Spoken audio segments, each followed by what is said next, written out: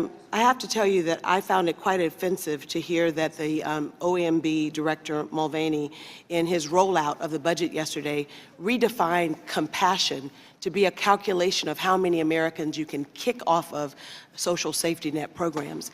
And I think that what I'd like to hear from you is what programs, what line items in the budget that was rolled out yesterday actually reflects this administration's commitment to working families and to those that are most vulnerable in our society.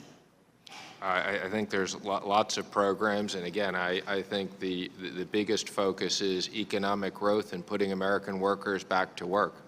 Well, I think it's a misnomer to assume that people who are on SNAP are not trying to work. Most states have work requirements, and in fact, 50% of the people who receive SNAP only have it for 10 months or less. So I just think that in taking $190 million out of SNAP, for example, nutrition assistance, that is not showing compassion.